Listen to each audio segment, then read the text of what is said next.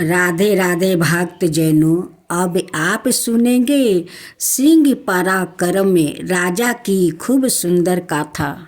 एक समय काशी में विक्रम चंद्र नाम का राजा राज करता था। सिंह पराक्रम नाम का राजा का एक साथी था जिस पर राजा की बहुत कृपा थी। सिंह पराक्रम का जैसा नाम था वैसे ही उसमें वीरता थी। वो सब युद्धों में आश्चर्यजनक सफलता प्राप्ति करता था और कभी जुए के खेल में हार में लगाता तो उसमें भी उसकी ही जीत होती थी। उसकी स्त्री का नाम कलाकारी थी। जैसा उसका नाम था वैसा ही उसका स्वभाव था। जैसी वो कुरूपा थी वैसे ही उसका दिमाग भी खराब था। वो वीर पुरुष लगातार राजा से और जुए से बहुत सा धन प्राप्ति करता रहता था और वो उस सारे धन को अपनी स्त्री को देता था। कुछ धन गरीब में बांट देता था। इतना होते हुए भी कालापति वो झगड़ालू स्त्री एक क्षण भी बिना झगड़ा किए नहीं रह सकती थी। उसके तीनों पुत्र भी झगड़े में उसी का साथ देते थे। इतना धन होते हुए भी उनकी मन नहीं भरता था। कोई अंत नहीं था। वो बार बार चिल्लाती रहती थी, तुम सादा घर से ही खाते पीते रहते हो और हमें कुछ भी नहीं देते हो। वो सादा उसे मांस शराब और नए नए वस्तु देकर मनाने की कोशिश करता रहता था, लेकिन वो अपनी अपार लोभ के कारण उसे दिन रात दुख देती थी। एक दिन वो उसकी दुष्टता से तंग आकर घर छोड़कर राजा चल दिया। उन्होंने विंध्यवासिनी दुर्गा की तीर्थ यात्रा करने का विचार कर लिया था, इसलिए मार्ग में वो बरती रहा।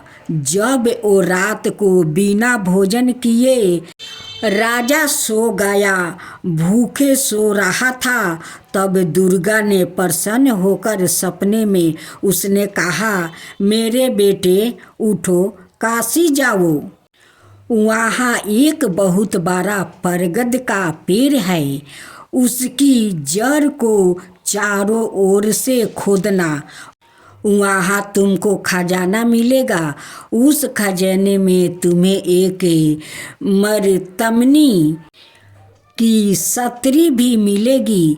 वहाँ तलवार के फल की तरह अथवा गिरे हुए आकाश के टुकड़े की तरह चमकीली होगी। तुम उसमें झांक कर हर एक के पूर्व जन्म का हाल मालूम कर सकते हो। इसके द्वारा तुम्हारे और तुम्हारी पत्नी के पूर्व जन्म का हाल मालूम हो जाएगा। इसे सच्चाई जानकर तुम्हारा शोक दूर हो जाएगा और तुम प्रसन्नता से रहोगे। जब वो जागा तब सपने की याद करके उसने अपना व्रत तोड़ दिया और देवी की आज्ञा के अनुसार काशी चला गया।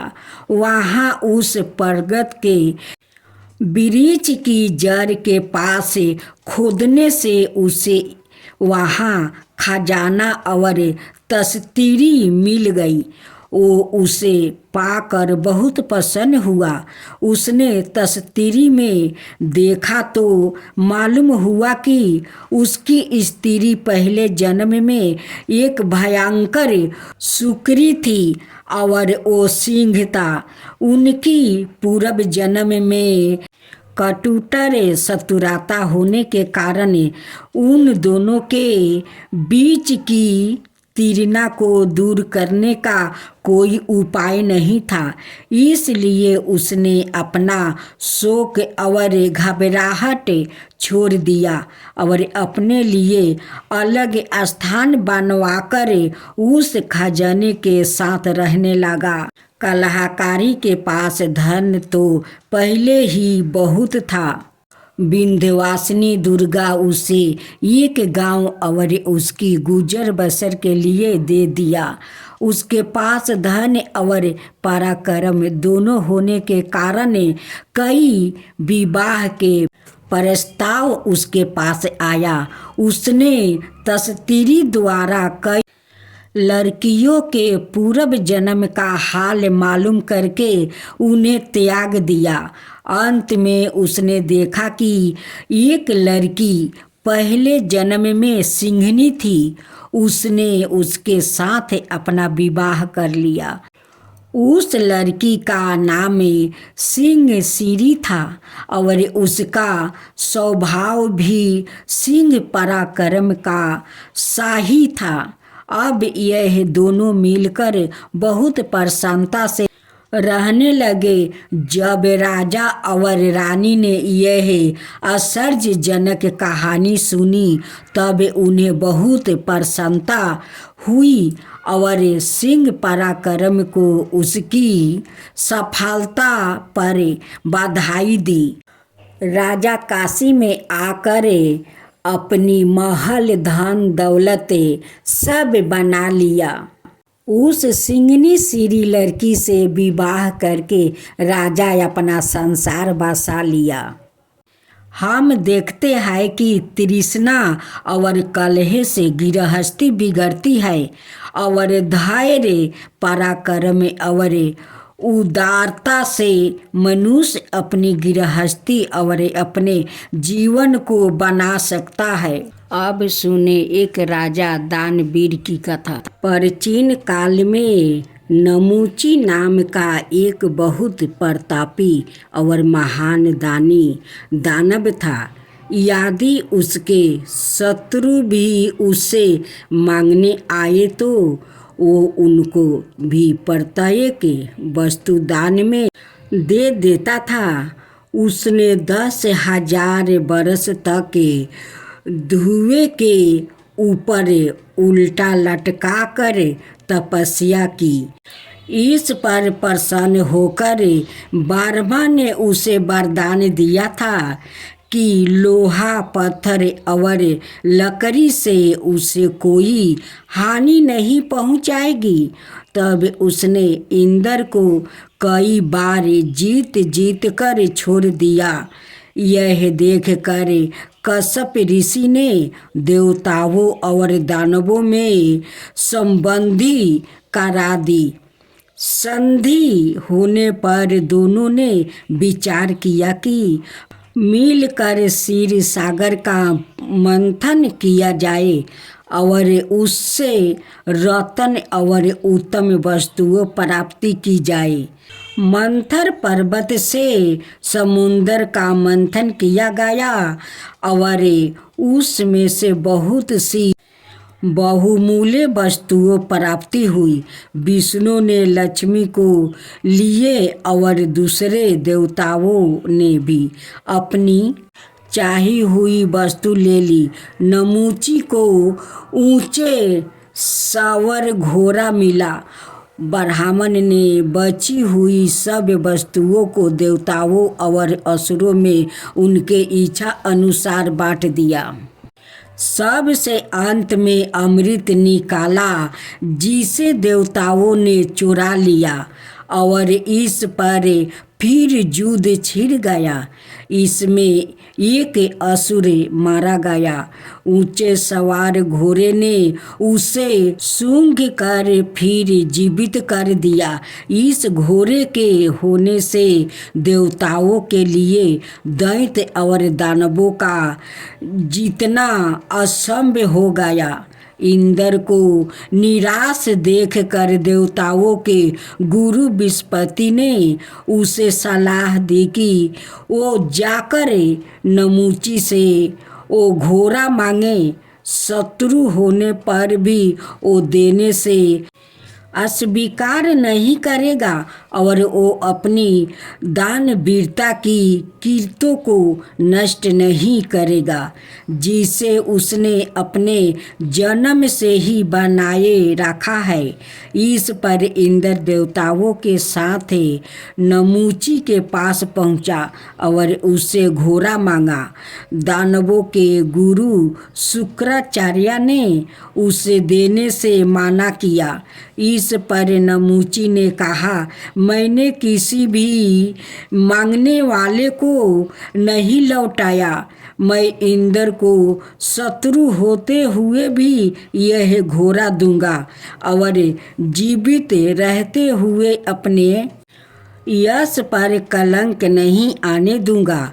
उसने यह कहकर वो घोड़ा इंद्र को दे दिया और इंद्र ने उसे सुरक्षित स्थान पर पहुंचा दिया। तब उसने गंड के जांघों में अपना वर्ज रख कर उनसे नमूची को मार डाला, क्योंकि वो वरदान के कारण लोहे और पत्थर आदि के हथियारों से नहीं मारा जा सकता था। दुख है, संसार में आनंद की तृष्णा बहुत बुरी होती है, जिसे प्रभावित होकर देवता भी निंदनीय और बुरे काम करने लग जाते हैं। नमूची की मृत्यु से उसकी माता धनु को बहुत दुख हुआ। इस शोक से प्रभावित होकर उसने अपनी तपस्या के प्रभाव से यह निश्चय कर लिया कि उसका दुख दूर करने के लिए नमूची फिर उसके गर्भ से जन्म लेगा। वो इतना शक्तिशाली और वीर होगा कि देवता उसे युद्ध में नहीं हरा सकेगा।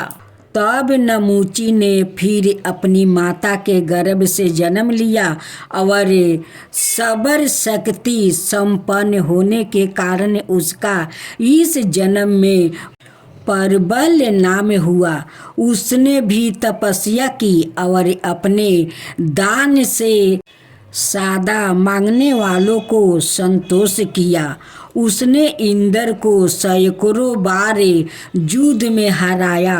तब देवताओं ने इकट्ठे होकर सलाह की और यही निश्चित हुआ कि चल कर नरमेध यज्ञ के लिए परबल से उसके शरीर को मांगा जाए। देवता उसके पास गया और उनके मांगने पर उसने प्रसन्नता से इस बार अपने शरीर को भी दान में दे दिया। महान पुरुष से मांगने वालों से अपना मुख नहीं मोड़ते और उन पर अपना जीवन भी निछावर कर देता है। उसे पाकर स्वार्थी देवताओं ने दानव बरबल के टुकड़े टुकड़े कर दिया। तब बरबल ने फिर परिभास के शरीर में जन्म लिया। उसके दिए हुए महान दान और तपस्या के प्रभाव से वो पहले से भी बहुत अधिक शक्तिशाली हुआ। उसने अपने प्रिय मित्र सूर्या प्रभाव की सहायता के लिए देवताओं से बहुत सी भयंकर लड़ाई लड़ी। इनमें देवताओं को बुरी तरह से हराया। उन्होंने विष्णु से सहायता मांगी, किंतु प्रभाव के पास शिव का दिया हुआ अस्त्र होने से विष्णु अपने सुदर्शन चक्र से भी उसका कुछ नहीं बिगाड़ सके। ब्रह्मा भी असफल रहे। अंत में शिव जी ने अपना निर्णय देकर उनमें संधि कराई और देवताओं और दानवों की एक सम्मिलित सभा हुई। उसमें दनु ने अपनी सखी सिद्धि द्वारा यह कहलवाया, हे देवताओं और राक्षसों, दानों का यह संदेश है, क्या तुमको पहले कभी इतना आनंद हुआ था जितना आज आपस की मित्रता से हो रहा है? अब तुम्हें एक दूसरे से युद्ध नहीं करना चाहिए, क्योंकि इससे जो दुख उत्पन्न होता है वो इसे और भी भयंकर बना देता है। हिरण्यक्ष और दूसरे असुर जो स्वर्ग पर अधिकार करना चाहते हैं अब संसार में नहीं है। इंद्र ही अब सबसे बड़ा है, इसलिए शत्रुता का अब कोई कारण नहीं है।